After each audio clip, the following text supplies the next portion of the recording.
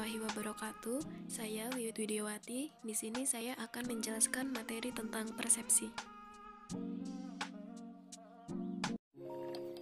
Apa itu persepsi? Secara etimologis, persepsi atau dalam bahasa Inggris, perception berasal dari bahasa Latin perceptio, dari percepere yang artinya menerima atau mengambil. Persepsi adalah pengalaman tentang objek, peristiwa, atau hubungan-hubungan yang diperoleh dengan menyimpulkan informasi dan menafsirkan pesan. Selanjutnya, jenis-jenis persepsi. Persepsi terbagi menjadi dua, yaitu persepsi terhadap objek atau lingkungan fisik dan persepsi terhadap manusia atau sosial.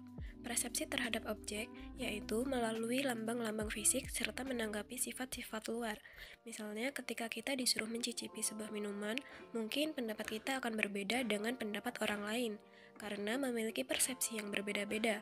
Sedangkan persepsi terhadap manusia atau sosial yaitu proses menangkap arti objek-objek dan kejadian yang kita alami di lingkungan kita, sebab setiap orang memiliki persepsi yang berbeda-beda terhadap lingkungan sosialnya.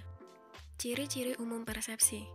Agar dihasilkan suatu penginderaan yang bermakna, ada ciri-ciri umum tertentu dalam persepsi, yaitu modalitas, dimensi ruang, dimensi waktu, struktur konteks atau keseluruhan yang menyatu, dan dunia penuh arti. Di dalam modalitas, rangsang-rangsang yang diterima harus sesuai dengan modalitas tiap-tiap indera, yaitu sifat sensoris dasar dan masing-masing indera, seperti cahaya untuk penglihatan, bau untuk penciuman, suhu bagi perasa, bunyi bagi pendengaran, sifat permukaan bagi peraba, dan sebagainya. Selanjutnya, dimensi ruang. Persepsi mempunyai sifat ruang, di mana kita dapat mengatakan atas, bawah, tinggi, rendah, luas, sempit, latar depan, latar belakang, dan lain-lain. Kemudian, pada dimensi waktu, persepsi mempunyai dimensi waktu seperti cepat, lambat, tua, muda, dan lain-lain. Lalu, struktur konteks atau keseluruhan yang menyatu. Objek-objek atau gejala-gejala dalam dunia pengamatan mempunyai struktur yang menyatu dengan konteksnya. Struktur dan konteks ini merupakan keseluruhan yang menyatu. Selanjutnya, yang terakhir, dunia penuh arti. Persepsi adalah dunia penuh arti, di mana kita cenderung melakukan pengamatan atau persepsi pada gejala-gejala yang mempunyai makna bagi kita, yang ada hubungannya dalam diri kita. Faktor-faktor yang mempengaruhi persepsi. Ada 4 faktor yang mempengaruhi persepsi, yaitu latar belakang budaya, pengalaman masa lalu, nilai-nilai yang dianut, dan yang terakhir, berita-berita yang berkembang. Dalam latar belakang budaya, persepsi itu terkait oleh budaya. Bagaimana kita memaknai suatu pesan, objek, atau lingkungan bergantung pada sistem nilai yang kita anut. Semakin besar perbedaan budaya antara dua orang, semakin besar pula perbedaan persepsi mereka terhadap realitas. Yang kedua, pengalaman masa lalu. Audiens atau halayak umumnya pernah memiliki suatu pengalaman tertentu atas objek yang dibicarakan.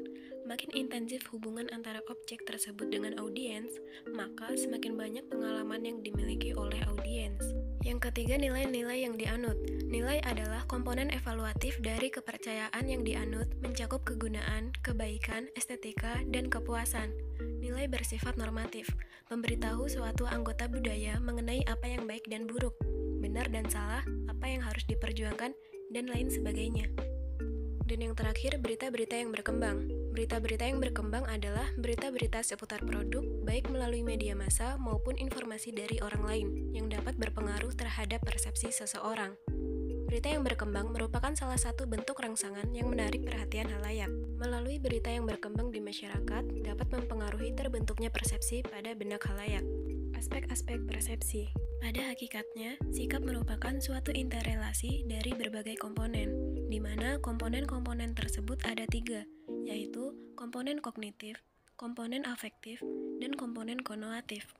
Komponen kognitif yaitu komponen yang tersusun atas dasar pengetahuan atau informasi yang dimiliki seseorang tentang objek sikapnya. Dari pengetahuan ini, kemudian akan terbentuk suatu keyakinan tertentu tentang objek sikap tersebut. Selanjutnya, komponen afektif. Komponen ini berhubungan dengan rasa senang dan tidak senang. Jadi, sifatnya evaluatif yang berhubungan erat dengan nilai-nilai kebudayaan atau sistem nilai yang dimilikinya. Dan yang terakhir, komponen konotatif. Komponen ini merupakan kesiapan seseorang untuk bertingkah laku yang berhubungan dengan objek sikapnya. Apabila individu memiliki sikap yang positif terhadap suatu objek, ia akan siap membantu, memperhatikan, berbuat sesuatu yang menguntungkan objek itu. Sebaliknya, bila ia memiliki sikap yang negatif terhadap suatu objek, maka ia akan mengecam, mencela, menyerang, dan bahkan membinasakan objek itu. Sekian penjelasan dari saya tentang materi persepsi. Saya akhiri. Wassalamualaikum warahmatullahi wabarakatuh.